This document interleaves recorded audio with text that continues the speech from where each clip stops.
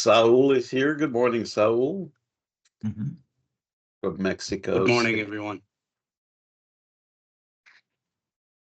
Hello. Good morning. People from all over the UK, which is good to see. Thank you guys for coming in. Ulla, another Finnish guest. Thank you for being here this morning, Ulla. It's a great honor. Thank you. I think we had a number, I think it was about 50 people that accepted the invite. So I'm Great. just going to hold off for a couple more minutes if that's all right with everyone. Sure. Before we start.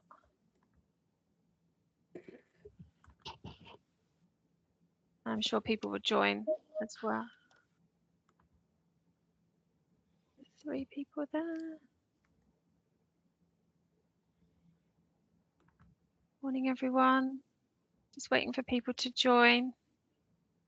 So, can you see my presentation now? Yes. Okay, thank you. Thank you. I think I will manage with that. Yeah. Perfect. Thank you. Margaret from Surrey. Hi, Margaret. Gillian as well. Hi Good there. to see everyone. So good morning, good evening, good afternoon. I might just start if that's all right, and I will let people in as they start coming in. So just bear with me. So for those that don't know me, I'm Katie Stevenson. I'm a systemic psychotherapist known in the UK, or otherwise family therapist.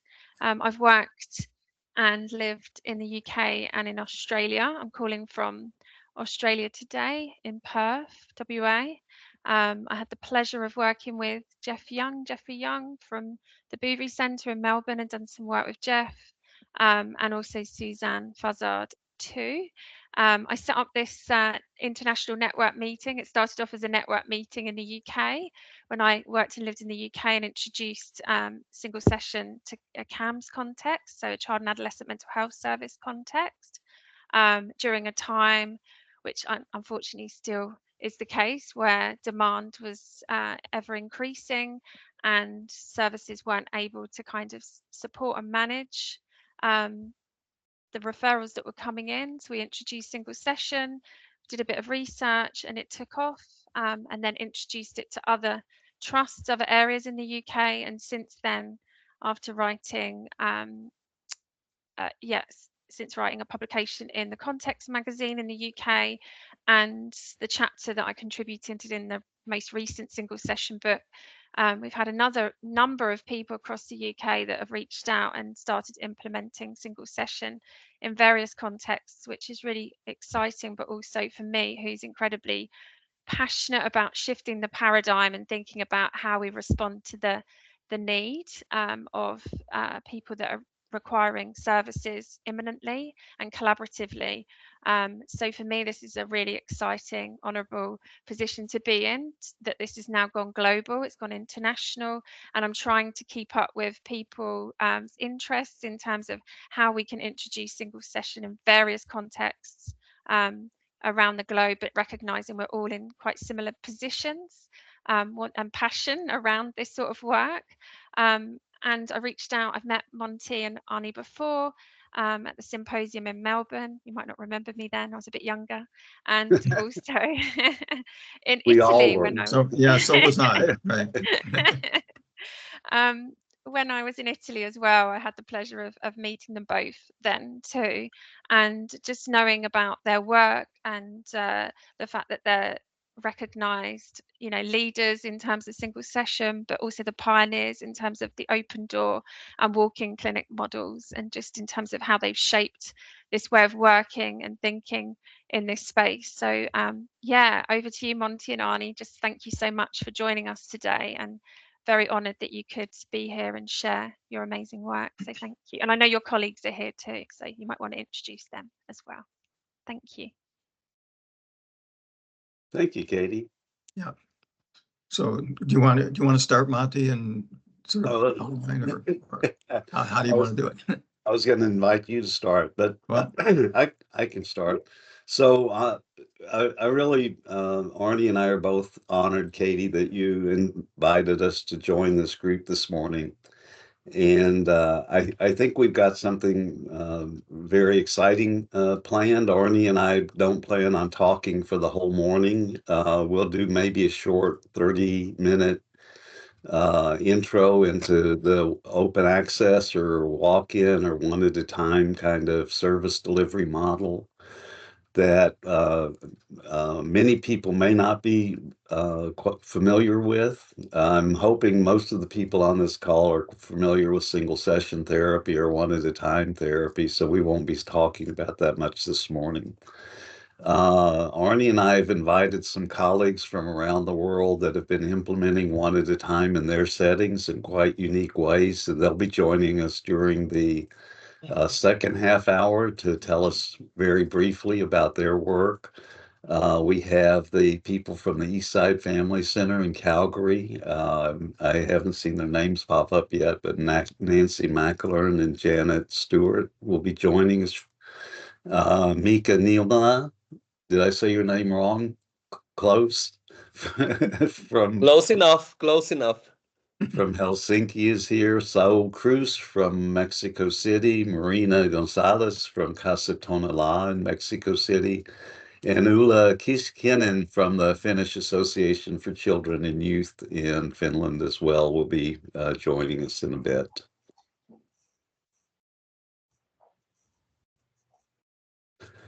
As we proceed, Arnie and I have some slides. That's how you can tell somebody is an expert. They're from 100 miles away and they have slides with them. So that's what qualifies us to be experts, I guess, this morning. But feel free to just open your mic and shout at us if you have questions or concerns, or put them in the chat. Maybe Katie can keep an eye on the chat for us. Yeah, and we really want to emphasize too that we're hoping, yes, to emphasize that when, you are welcome to, ask questions, jump in, whatever, and that we're leaving a significant amount of time, we hope, for the last part for, open discussion, questions, comments, critiques, whatever of what we're talking about here. And we really look forward to hearing from you folks.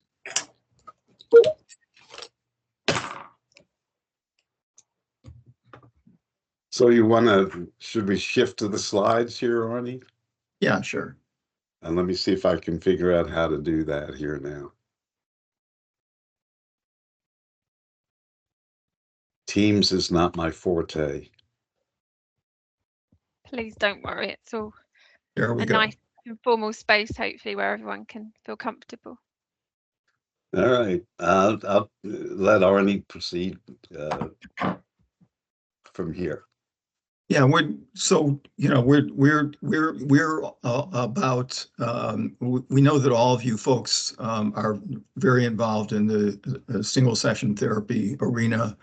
Our particular focus has been on the no appointment. We've been playing around with names for what to call this: walk-in, no appointment, open access, et cetera, and we'll talk a little bit about that. But we want to get into this idea, starting with a story about a couple that walked in to the center called the Community Counseling Service in San Antonio, that's operated by Our Lady of the Lake University for the training of their graduate students. But this is a community-based service that anybody from the community can come to. And on this particular, we're going to use this example. This is an example of an actual example of a couple that walked in one afternoon. And that morning, right away, they tell us that morning, they had been for a meeting at the San Antonio, what's called here the district attorney's office or the prosecutor's office. Because the husband in this case had been the victim of a very significant crime 2 years earlier, in which he was stabbed and also almost died, and had been asked to come to the prosecutor's office that very morning to talk about preparing for the trial of the main perpetrator of that crime. And at that meeting, he was being asked to talk about it. He showed signs of great deal of panic. He had a hard time speaking, answering questions. He said, that he almost fainted. His wife jumped in and explained what had happened 2 years earlier. He had been robbed, and in the process of the robbery had been stabbed. And in fact, she actually, even in those first few minutes, asked him to stand up. He did this somewhat reluctantly, stand up, to turn around, lift up his T-shirt to show us the stab wounds. So the district attorney, seeing what a difficult time he was having, suggested that he get some counseling. They did an online search, found out about us, and that very afternoon, they walked in for a session of counseling. So this is, what we talk about when we talk about open access and the possibility, which creates the possibility of immediate help when a person feels the need for that. So they left the district attorney's office immediately. They came to the community counseling service on that same morning, and here they were, and they were also assured that while this was, many people find that one session works for them, that they could also, potential was there for additional sessions. The community counseling services offers other services by appointment, but also they could walk in again at some point in the future of their choosing in the same way. So they were under no pressure to make a commitment at that point. So can you? Yes. Yeah. And what happened during the session, pretty early on, as we discussed what had happened, this man, first of all, this was a very traumatic event. And in fact, he was found unconscious after the stabbing, was taken to a hospital. At one point, he was actually pronounced dead. And they were actually undressing him to prepare to send him to the morgue, and they saw signs of life, and he came back to life.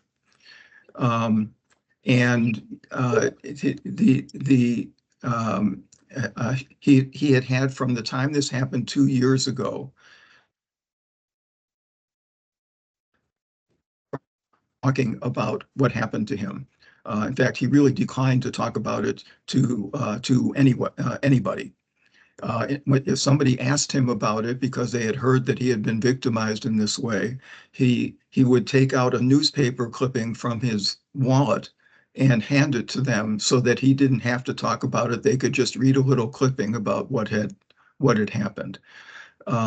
He also early on let us know that he felt shame about what happened, because he was a retired law enforcement officer at the time of this incident, and felt shame that he should have handled the situation better than he did. Which is just another thing that made it difficult for him to talk about it. There was some implication that there was previous elements of trauma. He had served in the military in combat zones.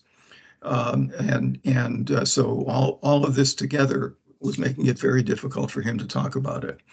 But at a certain point, there was an agreement between the clinicians and the couple about the idea of using the time that we had together to talk in some detail about the incident as a way of preparing for the future testimony that he was going to give at the trial of the perpetrator. So you could kind of think of this as using the session as a kind of dress rehearsal to prepare him and to help him to gain some confidence and lessening the fear of talking about it. And this is exactly what happened. They were very motivated. The wife was very, very supportive of him. And by the end of the meeting, they were just, he reported being much more confident about telling the story. You could hear it in the way that he was speaking. He was relieved and in a way almost looking forward to the next meeting with the prosecutor. The other thing that they decided to do when we took a short break during the session and he and his wife talked about it, and they also made a decision at that point that his wife belonged to a church and that he would join a men's group at the church where he would also be able to practice talking about what happened to him. So that's a single session.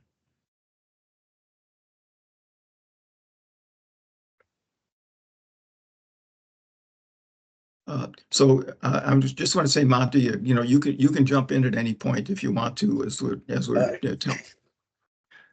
telling this story. So just say, so what made this possible? Traditionally, you'd have to make a phone call, ask about appointments. There might be a formal intake process. There might be forms to fill out. There might be wait lists. There might be some formal assessment. So this is a lengthy process with a lot of hurdles. And here we have what we call the open access pathway. So a therapeutic session at the moment that it's most meaningful.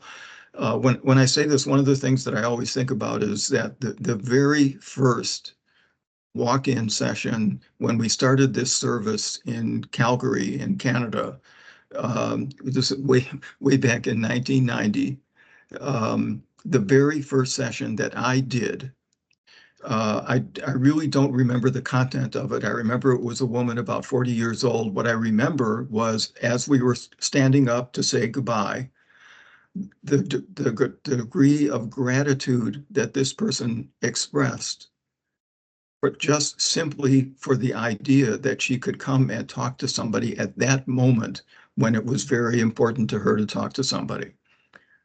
This is one of the main benefits of the open access pathway. And Arnie, we've heard that kind of gratitude, if you want to put it that way, expressed in clients over the years, that they were so thankful that there was a place that they could just walk into at the moment of their most intense needs. And in this case, with this man, it was a real critical moment in his life. So maybe we could be even clearer about what we mean when we're talking about open access. We used to use the term walk-in to talk about this, and I probably still do more often than not. But we have kind of redefined what we think about doing here as open access, because that means that you can walk in, you can drop in. During the pandemic, we were even doing virtual walk-in services. The idea that there's no appointment is necessary is the idea. So what we're trying to do is eliminate the barriers between the moment when a person decides that they want to get some help and the opportunity to receive that help. Now, that flies in the face of a lot of conventional ways of providing services that require some intakes, require therapy assessments and all of that sort of stuff. And we have conscientiously tried to eliminate as many of those barriers as possible. In our clinic, when I say in our clinic, I'm talking about the clinic in San Antonio, but I stole many of the ideas that we use in the San Antonio clinic from Arnie and Nancy and the folks at Woods Homes. We use basically the same intake form they've been using, I suppose, for 20 or 30 years. And it's just a two-sided form that the client can fill out in about 10 minutes before the session begins.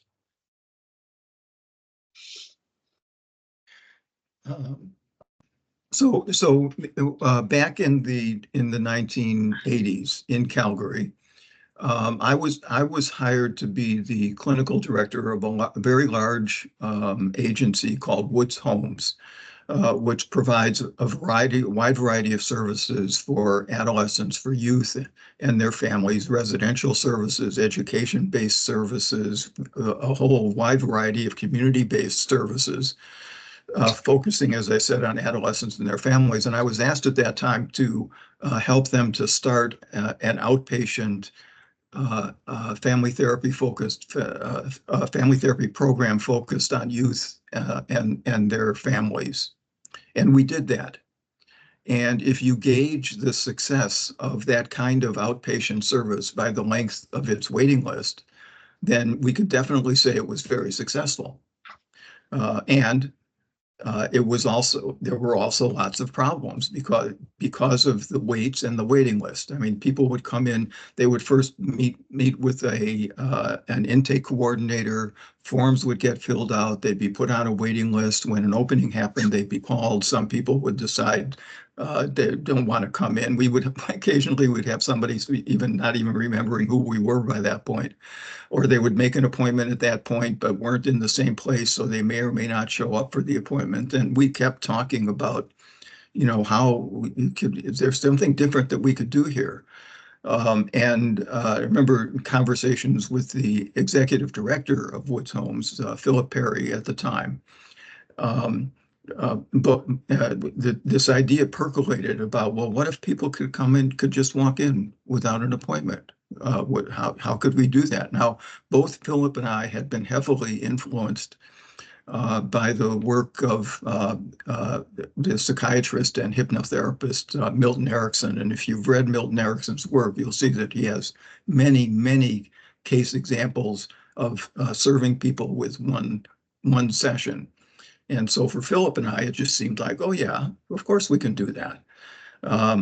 But what we did was we formed a kind of an advisory group. We went out to the community, asked people what they thought about this idea. Interesting, I don't think this will surprise you folks too much. We really never had criticism about this idea from community members about this idea of just being able to walk in and see somebody. Where we did get some criticism was from some of our own mental health professional colleagues about, well, how can you, that's not therapy, or, I mean, that's not what any of us learned in graduate school. But from the point of view of the community, it was just very widely accepted idea. In fact, my favorite comments, and we heard this from actually two different people separately, when asked, what do you think about this idea of just being able to walk in and see somebody? And we had a couple of people say, well, why haven't you been doing that already? And the fact of the matter was that in where we were in Calgary and in the province of Alberta, in the 1980s, there was a very large proliferation of walk-in medical clinics. They became very popular very quickly. And that was one of the kind of one piece of the thinking that we had. If medical people can do that, then why can't we do that? So we opened our service in 1990, and by almost miraculously, very shortly, I would think in the first month that we were open, we discovered, because we had been looking all over the world for examples of this kind of work. Of course, this was in the time before Google searches and all that. We weren't able to find something. And then all of a sudden, we learned that there was this brand new book called Single Session Therapy, written by Moshe Talman, which really, first of all, gave us confidence, but also gave us lots of ideas about how to do these single sessions.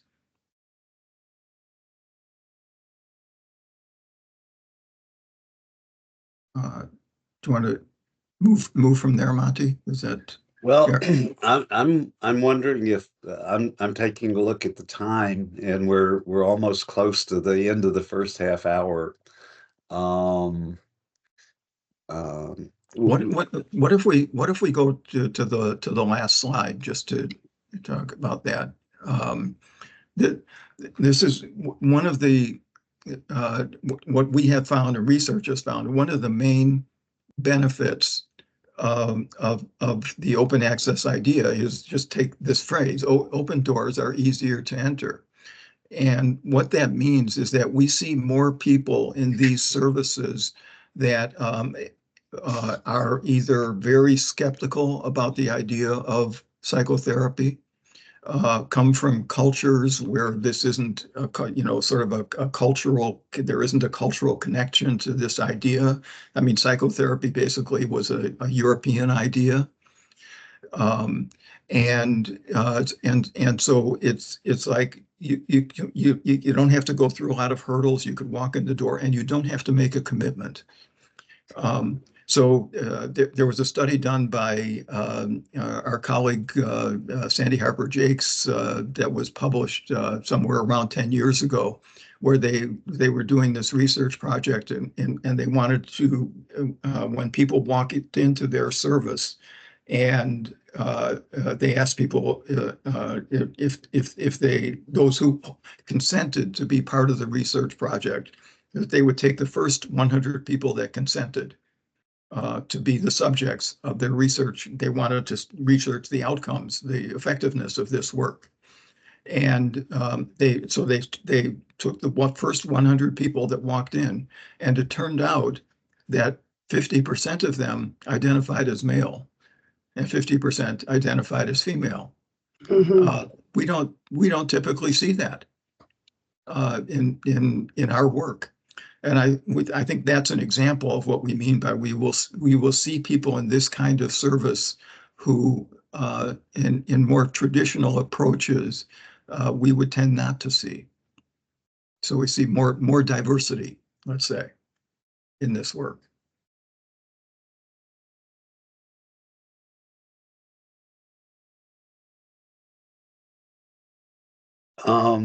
Let's see. Have I stopped sharing now? Yeah. Okay. Arnie, I think it's so appropriate that the first people that'll be talking, the next people to be talking will be from where you started all this at Woods Homes. And I told you and Wendy, I know Wendy's on the call. He may help me out here a little bit, but Wendy, when I was in London in the fall, Wendy introduced me to the caravan walk-in counseling operation that's been in 1988. Wendy, is that when they started? Yeah. Yeah, so a couple of years before you guys opened East Side Center, there was a walk-in service already started in London. So that idea was beginning to catch on.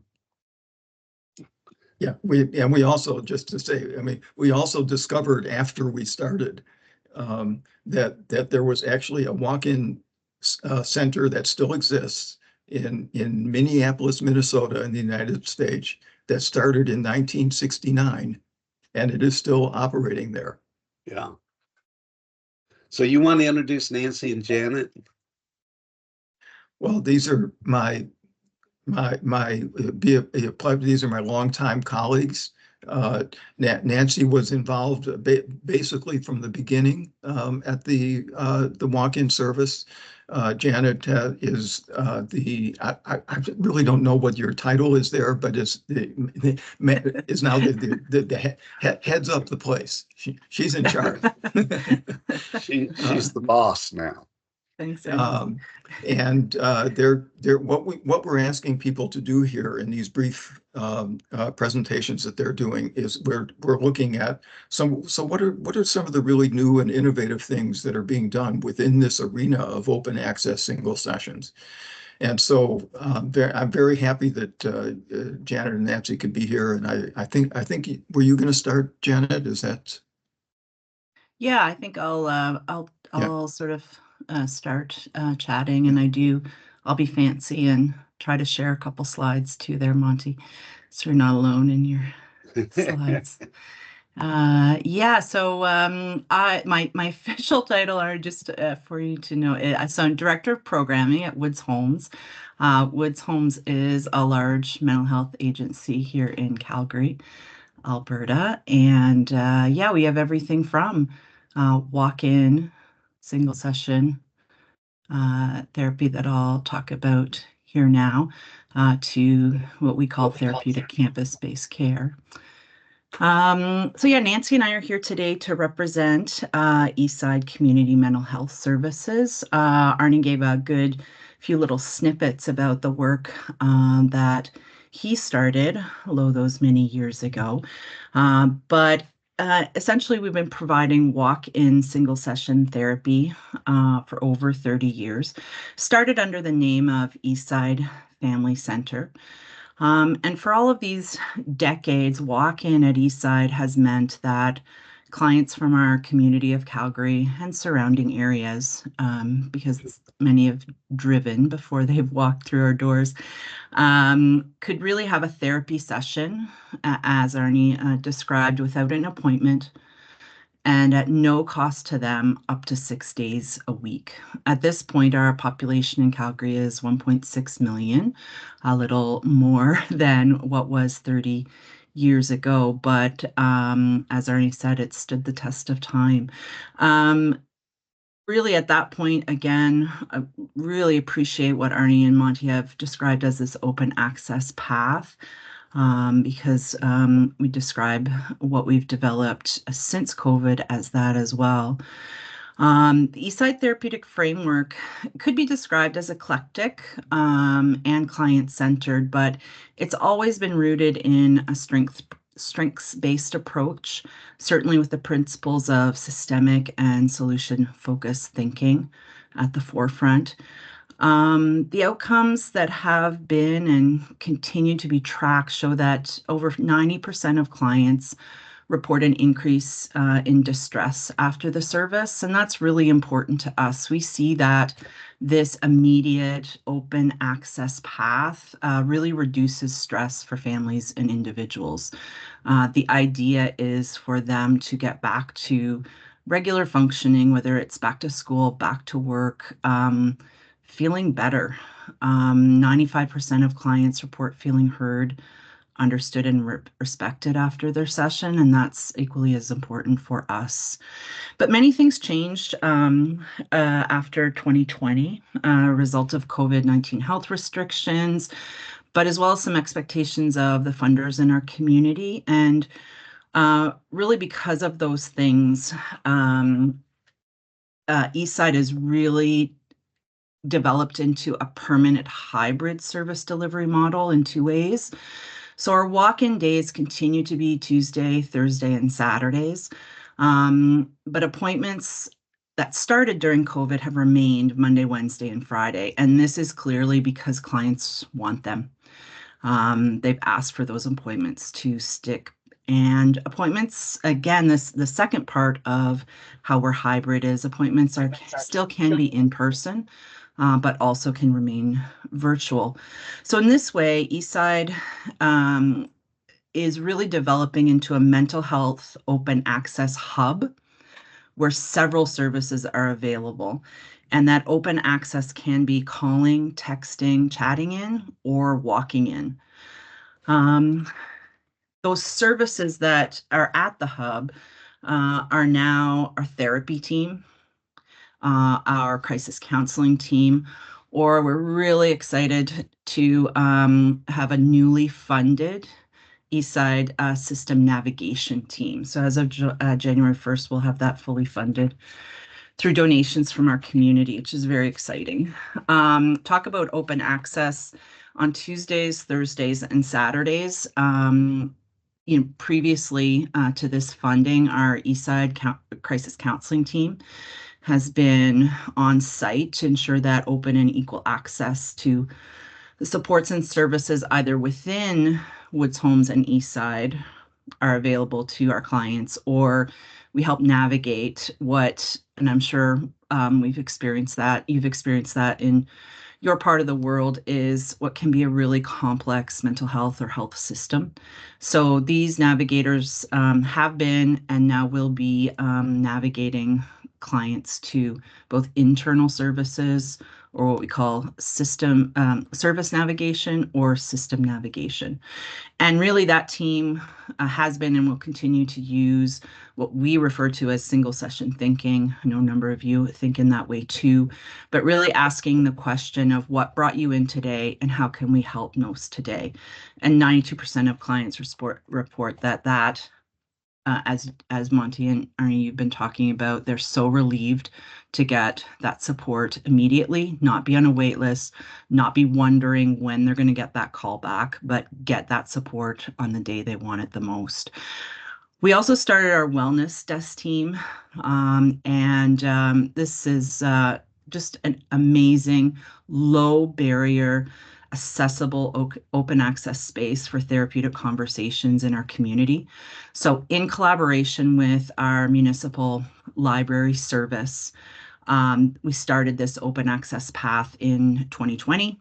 Lots of bumps at that time, but now with just over 1,000 wellness desk visitors a year, 99% of clients report having a clear next step. And the most exciting thing that we appreciate is that a third of the clients report this is their first time using any kind of mental health supports. And love this picture, really proud of the team there. They won the I partner with my public library. It's a North American award. So really our open access path and open access hub model, our sort of tagline is, it's about the right time, the right place, and with the right team. So hope that that gives folks a little bit of kind of a little snapshot of what we're doing now at what we call the Eastside Community Mental Health Services.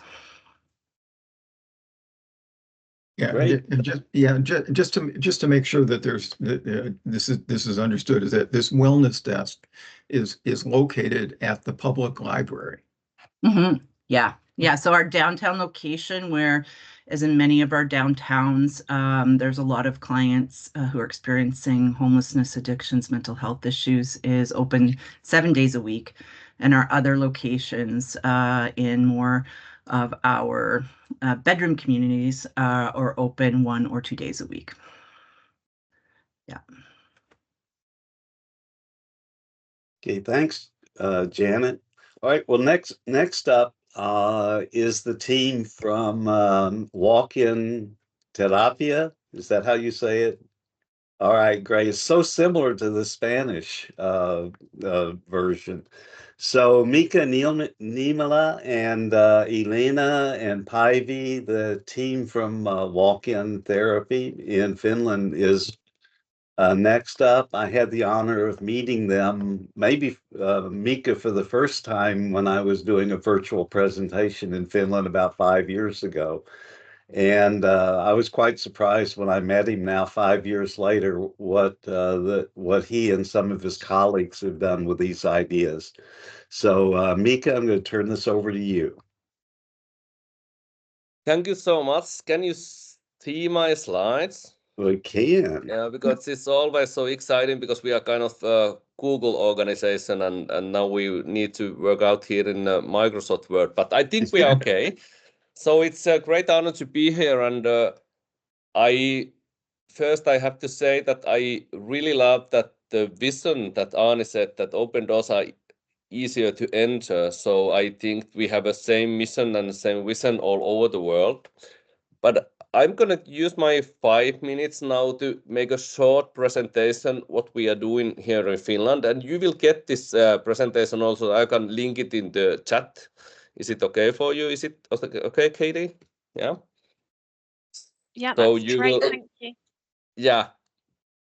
So I hope this works. Okay, this is I'm going to kind of hurry up these slides because you will have it. This is something about our association, what I present here. So maybe the most important thing is here that our goal is to make no child or young person is left alone. This is a background of walking therapy in Finland. It's a service model, the first introduced in Finland 2021, and it's all true that I was the one of them who saw Monte to have the presentation during the very dark pandemic time. I think the first plan was that kind of that Monte was is coming here to Finland, but it was during the pandemic, so it was online.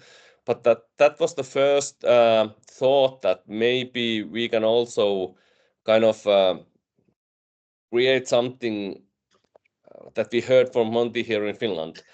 So we started, actually they started in Tampere, in the Tampere Parish Union, and Ulla Keskinen will tell you something about the more how they operate in a local level. But I will kind of tell you something about what we are doing here in the home base. And because since autumn 2022, our organization has coordinated the service at the national level. So, and it's also the registered trademark on our organization. And nowadays, the service is provided in Ohjaamo guidance centers. It's a public service. It's very easy to access also. Parishes, crisis centers, NGOs, companies, and also another associations. And this is a map of Finland. So now there's maybe more spots, but I don't know how to put it there. So, but it shows that we have together with the local people, we have really get great progress also. At this time, we have approx 34 locations and more than 15 service points, as well as we have an online video service in Tuesdays online. This is the most important thing of our service model, all deliver model here in Finland. So it's totally free of charge. It's anonymous, and it's provided without the need for an appointment. And it's based on single session therapy. And we have tried to emphasize that single session therapy method also, that our therapist is kind of committed for that principle, that even one session of professional conversation support may be sufficient. And if the clients want to come over, it's totally okay. Attend also kind of multiple sessions, but it's not necessarily with the same therapists. It's based on the working approach is solution focused, and we have kind of demands also who can do this. It at least 20 credits of therapeutic methods. So we really want that we have people who run this, who do this, that sort of know what they are doing. So we have also kind of created that kind of studying model, and a little bit later about that. But the main idea is that we in our organization, we are only the home base. We are only the kind of headquarter of walking therapy. We create material, we support the local operators, we train them, trying to arrange that kind of train to the therapists that's what are really needed in the basic daily basis. So and I think that we have now run this project, which is part of the funding funded by European Union also. So we try to also to find the right place in Finnish society, who we are, what we are doing, how we run this walking therapy in Finland. We have also faced, like Arnie said earlier, critics that are we the real? Is this real? Is this professional? But it's only a few. few experiences of that. And during this 3-year project, we have a great opportunity to have more therapists in the field. So we have a kind of our own education program, and we have 120 places for during these 3 years to have the professional with the relevant educational background to have this kind of therapist education program. And now we have it's running group number 1 and also group number 2, and there's still coming 3, 4, 5, and 6. So 20 students per group. This education program takes a little bit over a year to complete. And it's also kind of provide the great opportunity to kind of develop I think all kinds of professional skills also, because those walk-in therapists in Finland, they are not paid for that, because we have the dream that we don't need the millions and millions of euros. We try to challenge those employees that they can kind of give the working hours to their workers who are trained for that education program, or maybe they are the psychotherapists already.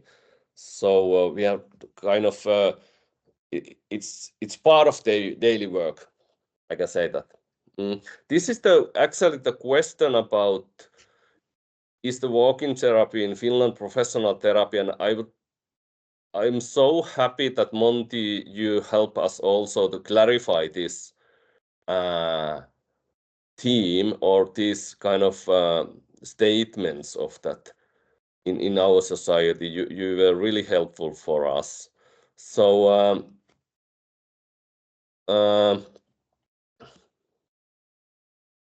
I think that we have great field work. We have a bright future also, but we need to be patient. It takes time that we can find our right place in the society also, but we need to be patient. But we are really excited about that, so we really have to focus what we are doing. This is a little statistics from last year, and yeah, I think I'm not going to read the lines because you will get that presentation also, but of course, usefulness of walk-in therapy session, the average is they're really high, so we are really happy about that. And also that the experience of being heard during the session is really high. So I think we have done some things right here in Finland. So that was my presentation, and it's only a little time now. But I think that if you have any questions, we have so happy to answer your questions after also this meeting, because we have so little time here. You can reach us in our contact numbers also. So thank you. It was a great privilege, Monte and Arno and Katie and everything. Thank you. Thank you. Thank you, Mikka. That was one of the things that I'm most impressed with. Not only have you been very successful, but you have organized a very rigorous training program for your clinicians.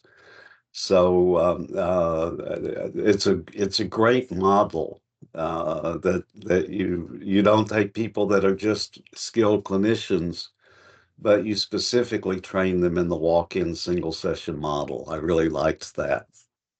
Thank you. Yeah, I'd also want to say I've often said that as far as my understanding is that the place in the world has been the place in the world where the open access walk-in single session has spread the most within a country has been Canada.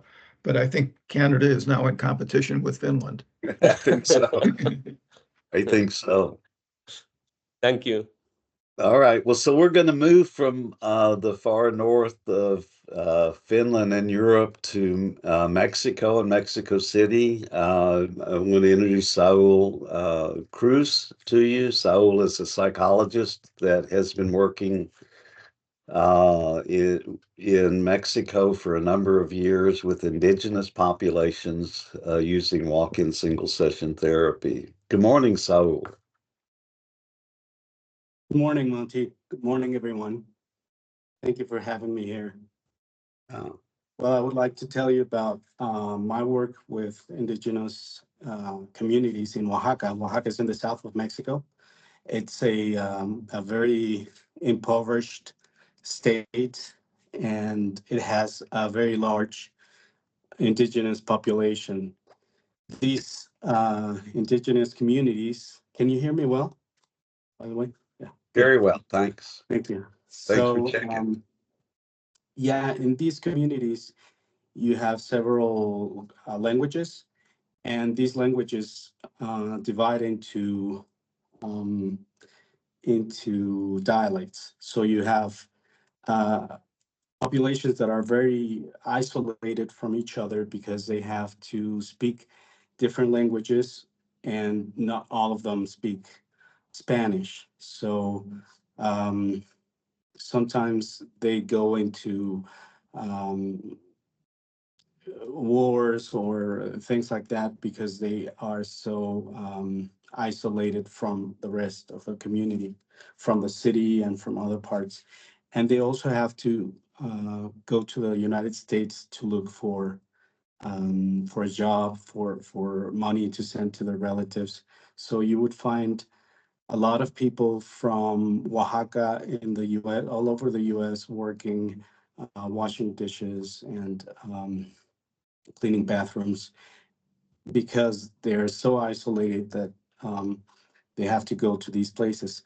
So in these communities, I've tried to apply walk-in and single session therapy.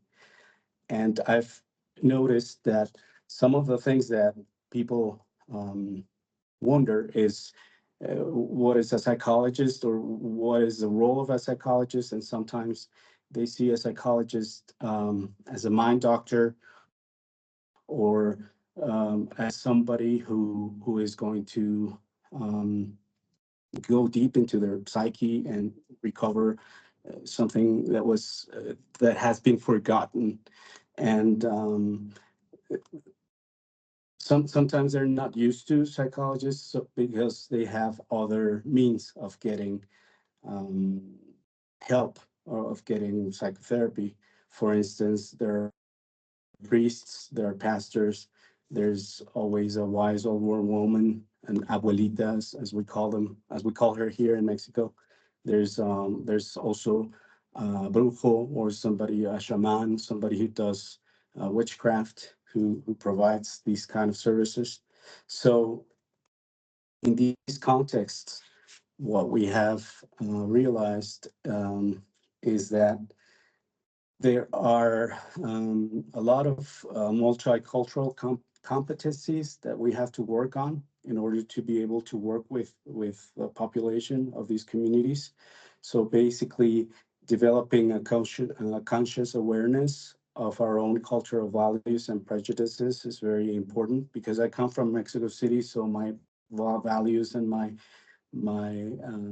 cultural prejudices and all that are very different from the ones in these villages. We also have realized that we have to learn to value the worldwide view of the people in these communities, that we have to develop a set of interpersonal skills that are culturally competent. So for instance, we have to learn about their ideas, their view of the world, their stories, and not just pretend that because we come from the same country, we have the same values.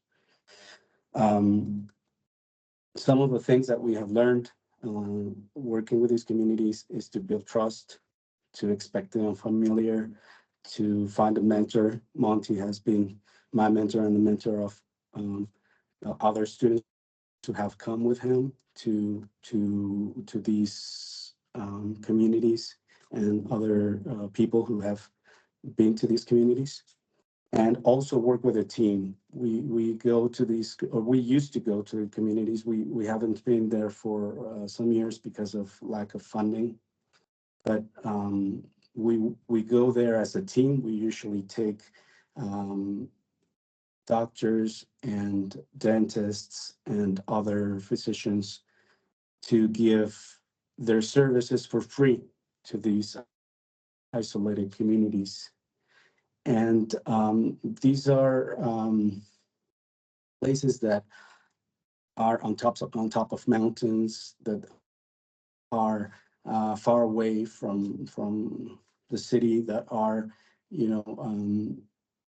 very remote areas that we have to get into. I'm going to show you some of the pictures of these places. I'm sorry that I don't have the slides, but I went through an emergency yesterday evening, so I won't be able to show you the slides, but here are some pictures.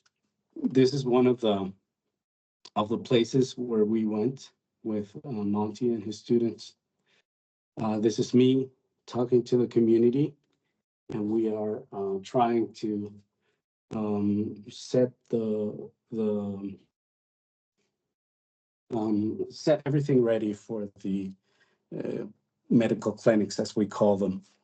We have an NGO, so we work with people from other places in the world, and these people used to send medical doctors and other people to give these services. I wonder how much time I have left. I think you owe us some time now. Could you wrap up maybe in about 30 seconds? So this has been fascinating. Thank you for sharing this with us. Thank you. So I'm really glad to be here. I hope you can visit us in Mexico, in Oaxaca sometime. We have the facilities. You can stay with us. We can go to the villages and provide these single session and walk-in services together. Thank you.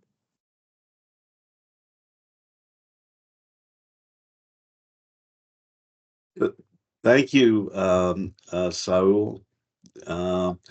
Well, we're going to stay in Mexico for a little while. I want to introduce you to Marina Gonzaléz, who is the director of a training and service institute in Mexico City, Casa Tonalá. I've known Marina for quite a few years, and consulted with her about starting a walk-in service at Casa Tonalá, and she's going to describe how they've done that. Hi, Monte. Hi, everybody. I'm sorry. I don't have any slides. I thought that it was more fun to talk just like this.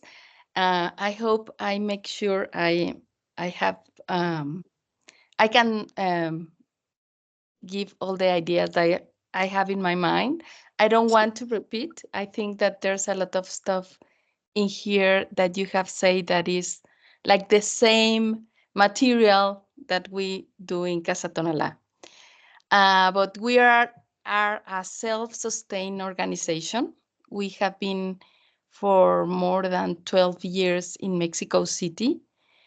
What we did was an interesting thing, because in Mexico City, one of the stuff that we want to address, it was that our government and our insurance companies, they don't cover as much as the need of the people.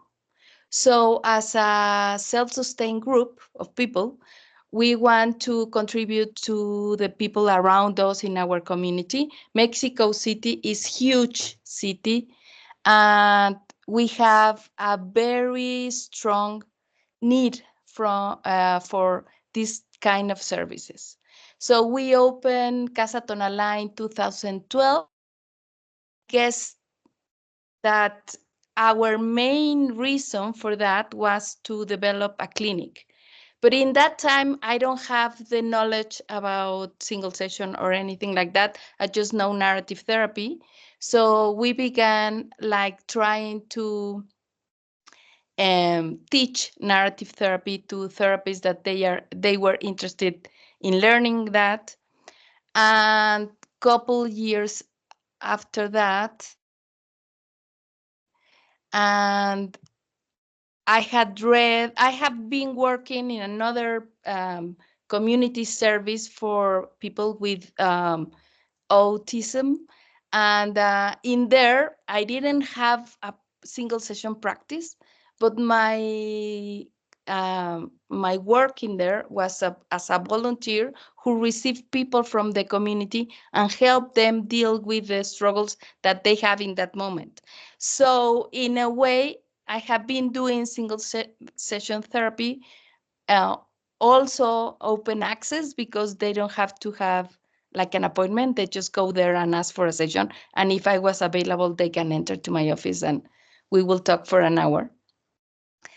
And when I met Monte, I really got really excited because I had read his book, and I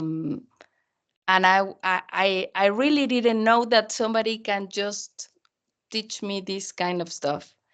And Monte has been really crucial in our work, because from that time to these days, he has been very close to us. And definitely our framework was to do an open access clinic. And with his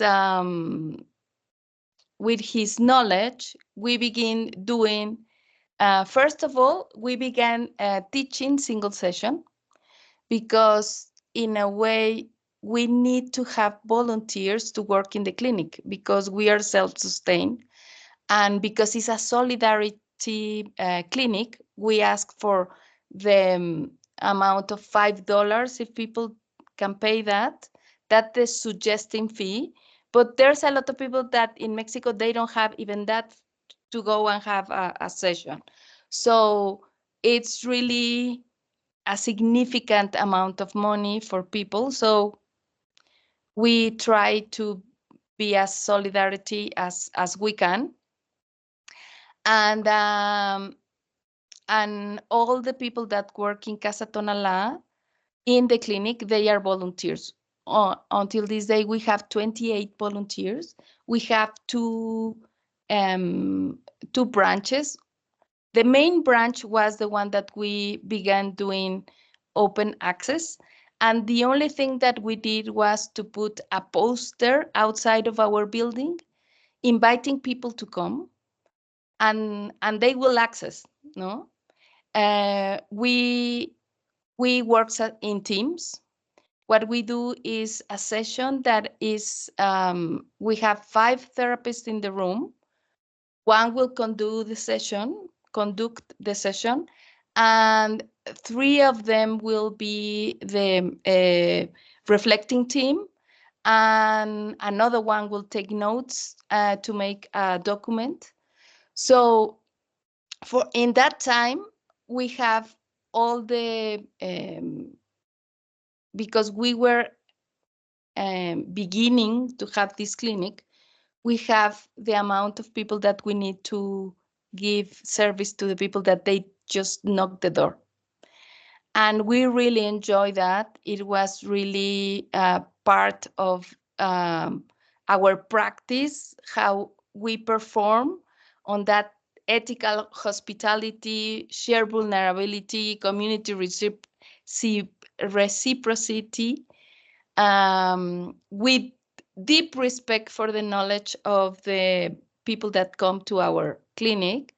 But it was something that we just began to develop. We didn't know exactly what we were doing, but it was wonderful when we just make the open access. After COVID, we have to make it online, and we still have our clinic with people that they have to do an appointment, because it was so successful, the amount of people that they came, that then we have to switch to appointments because it was very difficult for us to cover the amount of people that they were arriving, no? And I don't know also how long I have been talking, Monty. Do I have more time? Okay, you just tell me, please, when I stop. Yeah, I think you're going to need to wrap up. We have one more person. Okay.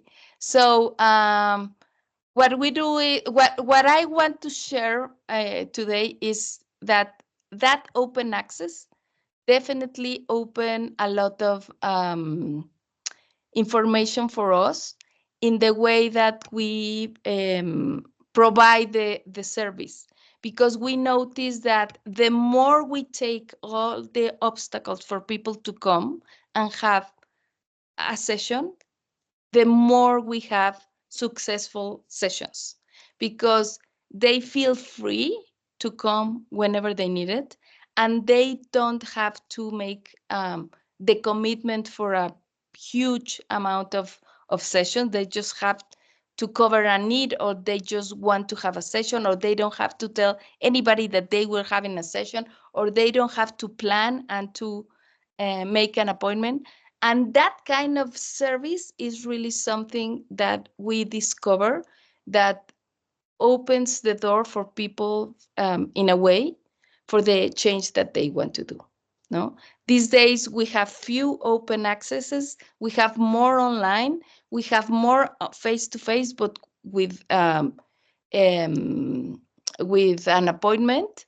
But it's because of the fact that we are a self-sustained organization. We don't have the amount of people to cover all the necessities, so we need to have appointments. But thank you very much, and also feel free to contact us and to come to visit our clinic in Mexico, or even from outside, because we work online, so we can show you what we do. Thank you very much for this invitation to Monte and Arnie and Katie. Thank you. Thank you, Marina. Yes, if you wanted to do some training, Marina's Casa Tonalá has lots of virtual training that you can complete online as well. Yes, you've really done a marvelous job in pioneering walk-in and open access. In fact, your walk-in became so successful you had to turn to appointments. Okay, thank you, Marina. And now we're going to go back to Finland with Ulla Keskinen, who's with the Finnish Association for Children and Youth. I haven't met Ulla. I'm really excited to meet him today and have him tell us a little bit about another service that is being provided in Finland. Yes, thanks for the invite. All my colleagues are in a flu. They have a running nose and really cough in their lungs. So that's the reason why I am here today. Well, thank you for coming, Ulla. It's nice to come. Although I have to say I'm so nervous, but I try to relax because you're all therapists, so I can be in a safe environment with you guys. Yes, I will talk you about my work in a local upper secondary school. This is something that, because Mikka was talking about from our home base, I will talk from the field now where the work is really done. Just a joke for Mikka. Anyways, so I work in a local upper secondary school. And in the beginning, I have to describe you how our school system works in this kind of matter, because we have these individual support services there where we have a team. They're in a school. There's 5 different people who work with the youngsters. There's a school social worker or counselor, and then there is a school psychologist. And then there's, of course, in every school has to have a school nurse. And then there's a guidance counselors. Actually, there's 2 of them. And then there is also us walking therapists in our school. But this is something new that we have trying to do now, because normally in schools there is no walking therapist. So this is our project, and we have trying to do something new in our local schools. And in our schools, the students are from ages from 16 to 19, 20 years old. So we work with the young people. This project will last 1.5 years. We started on January and will end in the end of next June. And we try to find an answer for our question: what kind of impact can be achieved by adding walking therapy already to that existing school support system? Is there something for students that they might be missing out? That's the question that we try to find out through this project. We have 2 different schools that we are now testing, and there's 2 of us who work. And Monte, you met Mari in Helsinki. Mari is my colleague, and she's the one who does the other school, and I'm there in the other school. And we are there on call 3 days a week, and always 5 hours each day. And students can either book an appointment or simply just walk in if the therapist is available, only one person at a time. And what is really nice for the students that they can come to during the school day. They can be absent from the classes. And we have already noticed from the schools that good cooperation with of course with the students, but among adults is the most important thing. And it's really essential to be able to do this work well. Because if the teachers are not buying this system, they will not send the kids to our place. So it's really essential that it works like that. And our services reputation has already been there among youngsters, and of course during the social media time they text and talk about us and how we work. And I have to say that we haven't had to make any advertisement, because the push radio, I don't know how you say it in English, the jungle radio, it really works well. They talk to each other, and they say they might have had a really nice experience with us, and they say to go there, you should go there. And it has been really easy to get the students to come to visit us. And one of our unique aspects is, of course, is that we are able to work with the youngsters in their acute and unique and urgent matters at the day when some bad things has happened. So at the right time.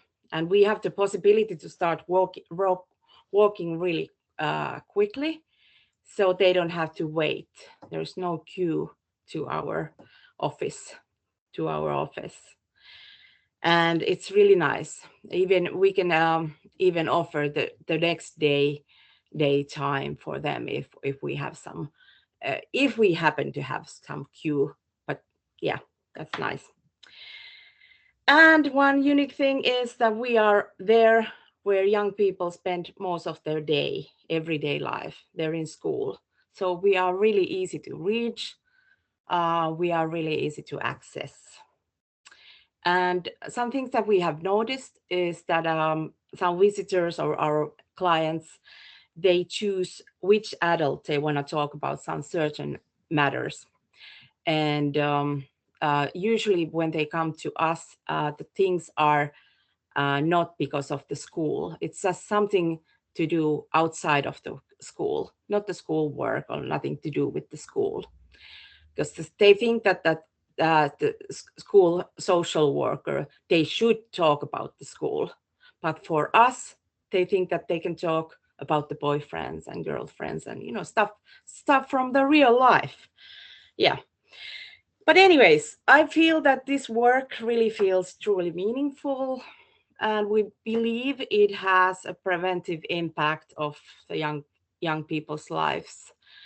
And once we make our impact study ready, then and when this project is completed, then we know more about this, what kind of impact this has made for those youngsters' lives. But thank you. That was my part. Thank you, Ulla. I'm looking forward to seeing the results of your impact study.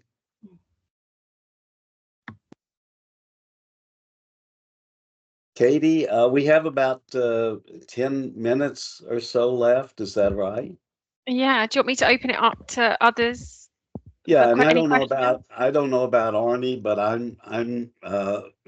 I've got a lot of free time this morning. If people want to hang around for a few minutes after we officially end, I'm certainly up for that.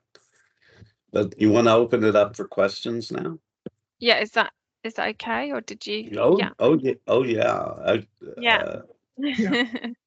Has Yeah, anyone got any yeah. questions that they would like to ask any of the speakers today? Thanks, everyone.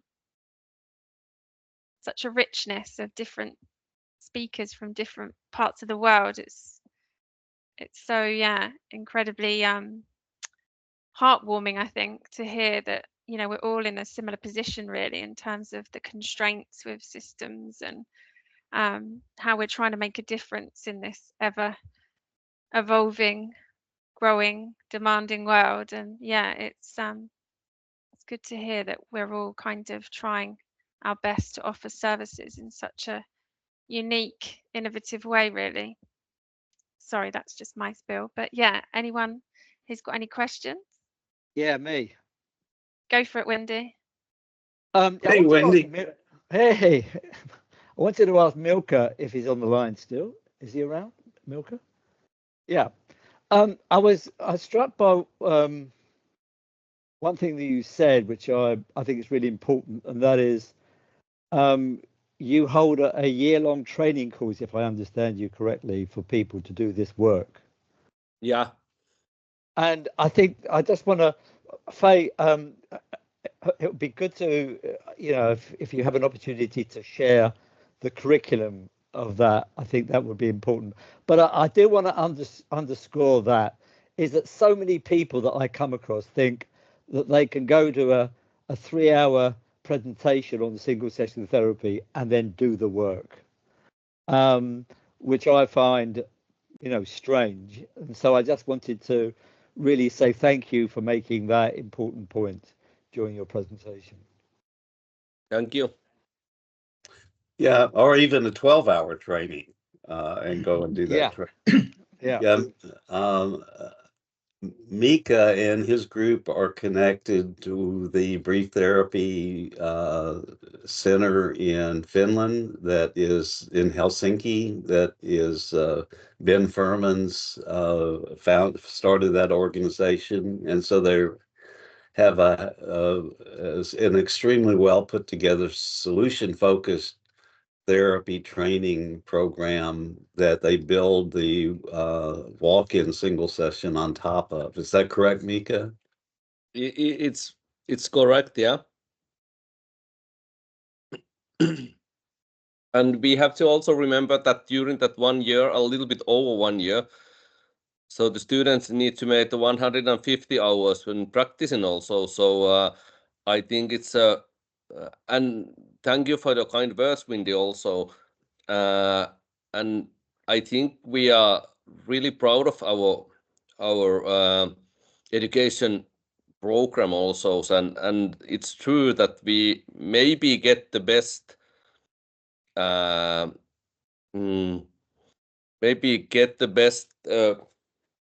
office or organization to run this program. Ben Furman and Tapani Ahola and McIheran also, which Monte also meeting here in Finland. They are really kind of passion to do that. Yeah, thank you.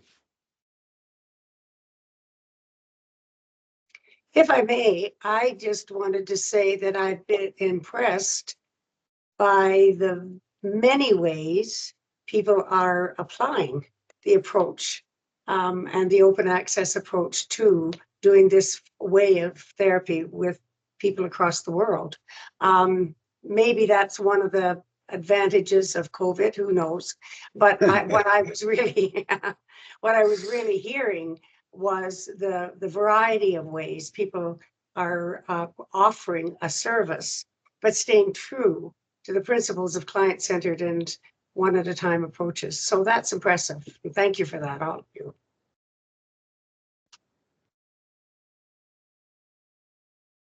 I'm even wondering, Nancy, if there are people on this call that are doing walk-in or open access work that we haven't heard from. And they might want to share their experiences. Yeah, good point. Margaret even asked that, are there other similar programs?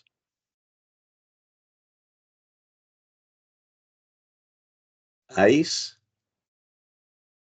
Did I say that right? I thought her hand was up. Sorry, yeah, it's up. Sorry. So I'm just going to walk you downstairs. I'm Aisha Adil from London, and we use SST and single session therapy for domestic abuse victims or survivors. So it's a service that we offer clients who might be on a waiting list to either see us or another organisation, and they can walk in anytime on a, sorry, I have to move because someone else is in. They can walk in at any time on a Monday or a Friday, and we offer them single session therapy.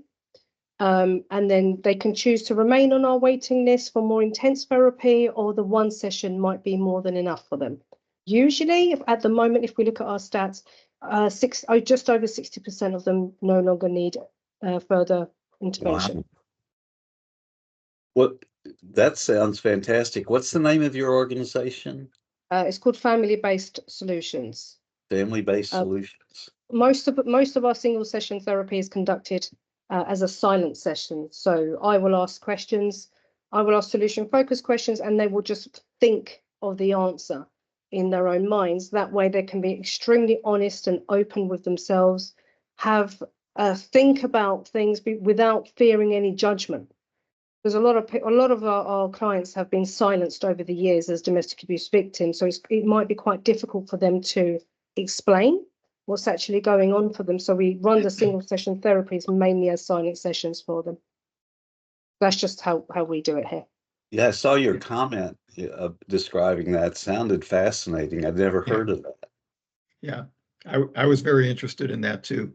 But the other thing is just to, in terms of what you were saying too, is that I know services where so there might be a waiting list, but they're also told they have the walk-in option while they're on the waiting list, and services also where even when people are engaged and being seen in a series of sessions, they're also told that at any point in time they could use the walk-in option if they need it.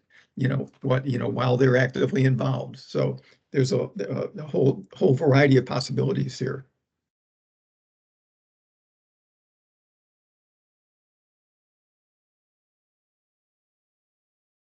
Yeah, yes, I think we're aware that's been an excellent way to use walk-in to eliminate waiting lists. It's a tremendous way. I think you were very successful with that at Austin Child Guidance as an option to moving people off the waiting list as well. Yeah, we also, I remember in Calgary when I was there, we also, we put out the word to other counseling agencies that provided counseling in more traditional ways. But we also let them know that, for example, they could, if they wanted, they could tell their clients, for example, if their clinician was on vacation or something, that they could just use our walk-in service during that time. And that happened. Interesting, Arnie, it still does. Okay, And good to hear. oftentimes, when people are even in private practice, their clients may come on an interim basis, and at particular times of the year, summer being one, when a lot of people are on vacation. So it is one of those approaches that does fit very well for people. I see Jillian in the comments. I wonder if she'd elaborate on that about setting up digital drop-ins. Are you talking about virtual drop-in sessions or like a Zoom call? So I currently work mainly online, and I've been implementing this, and it is just me in the service. So I work in child and adolescent mental health service as well. And it's via appointment, but we still have a lot of paperwork. There's a referral process and a screening process and setting up appointments and all these things. And I like the idea of having some kind of digital drop-in availability, but often where I can feel a bit stuck is the practical logistical implementation of these things, because with NHS systems often there's a lot of red tape to overcome and governance issues and GDPR, the data protection laws and all these bits and pieces that can be really a big hindrance to just getting something done. So I sometimes think it's like, instead of reinventing the wheel, if there's other people with ideas, it's kind of drawing from those ideas to try and then sell it to the management who would approve these things. So just looking for ideas really to try and reduce further. At the moment, I'm seeing people within 3 weeks, which is a big improvement from the 8 to 10, sometimes 12 weeks that they're currently having to wait, and that's running concurrently. But just to try and reduce it further if that was possible. Thank you for letting me say a bit more. Thank you. I'm sure everybody had the same experience. I think Nancy and Janet referred to it during the pandemic. Our clinic in San Antonio, we couldn't do walk-ins anymore because we had to move to all of our therapy being virtual via Zoom. So we continued to have a version of the walk-in service where people could still call the clinic and find out, because we would still stand by online on those days, and people could call and say, is there anybody available that could talk to me right now? And we also used same day appointments where people could call in the morning and say, is anybody available that can see me? And we would set something up for the walk-in team later in the day. So I think we all had to get creative during the pandemic in adjusting how we could do open access.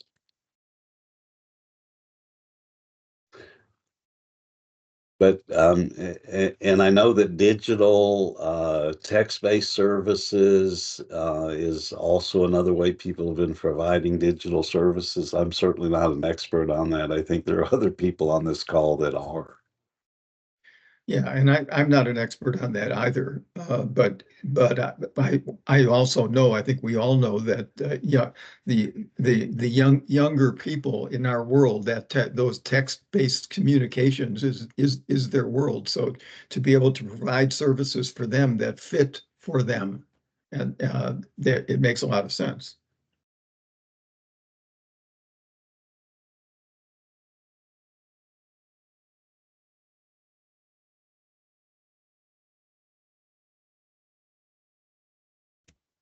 Oh, it's Scott Cooper. Hi, Scott. I forgot to say hello to you earlier.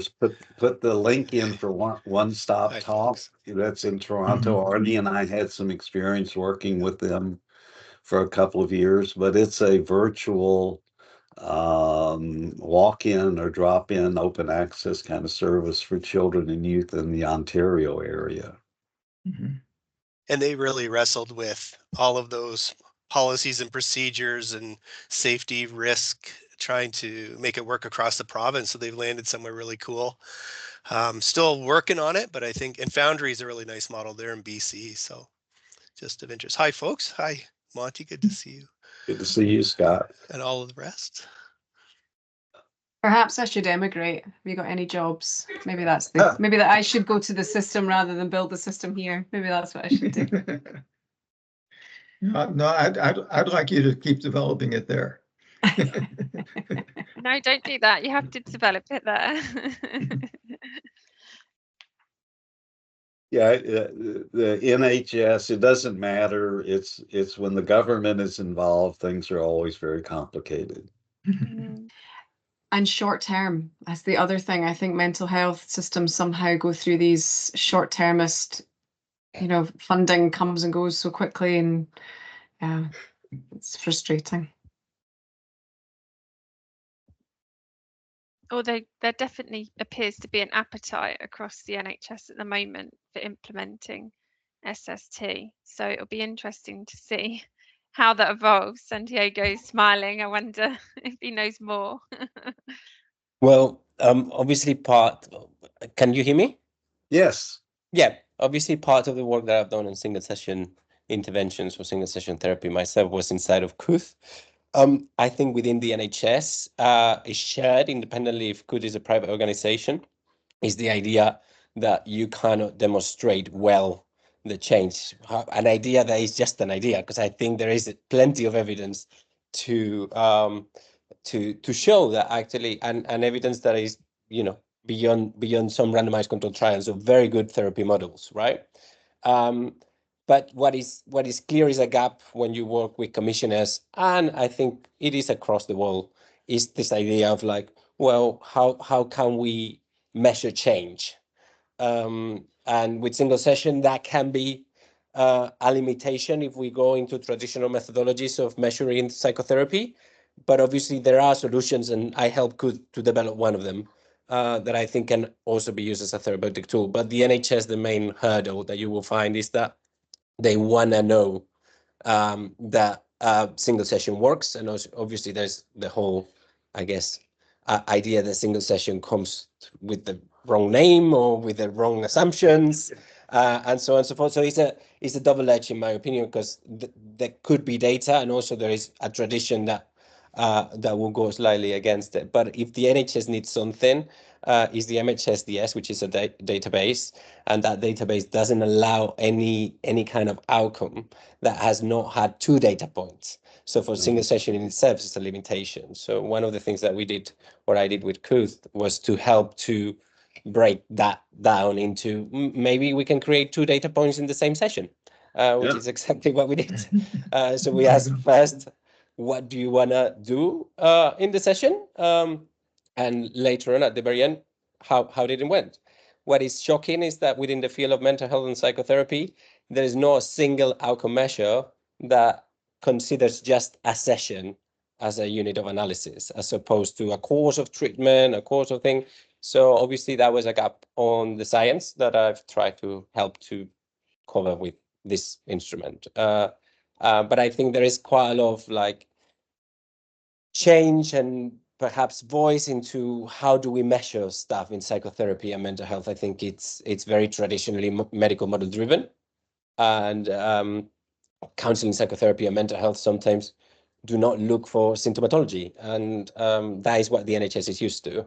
But that doesn't mean that the NHS will not be willing to listen to how to measure other things that are slightly more difficult to measure, or slightly less clinical to measure.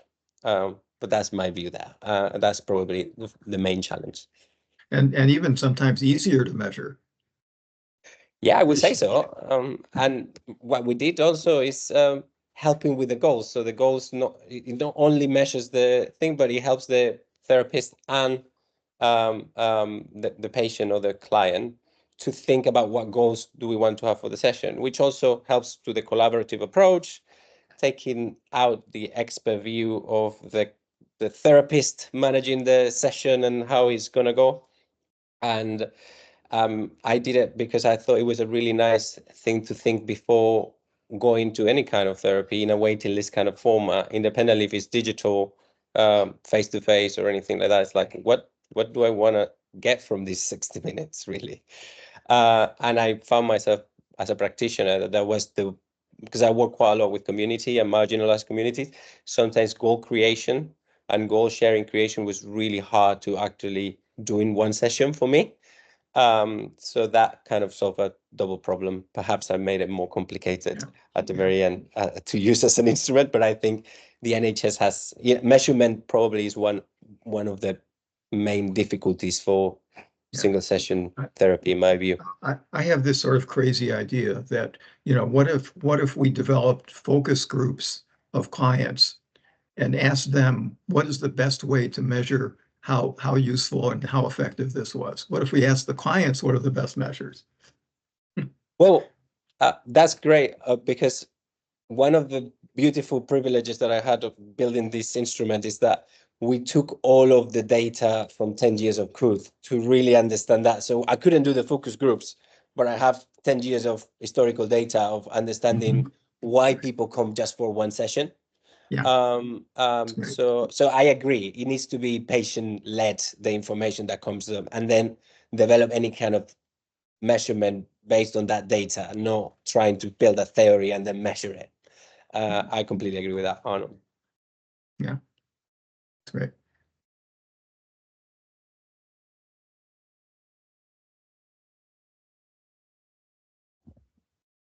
Thank you all so much. I'm really sorry, but I'm going to have to go in a minute because it's nearly midnight here and I have to go to work tomorrow morning. Well, Have my little ones going to be waking me up at 5 a.m. because we have the elves in our house. So they will be very excited to find out what they're doing tomorrow morning. So I'm really sorry. I don't mean to, I mean, you can all carry on. I don't know if it will allow you to carry on having these conversations. I also need to leave, but it was lovely. Yeah, thank you so much, Katie. We owe you one. Arnie and I will stay up late for a future meeting.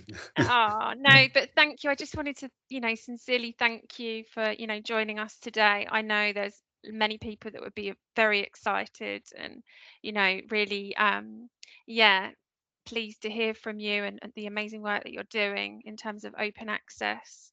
And it's just so, for me, it's just lovely to see so many of us across the world thinking together about how we can use this approach in different contexts.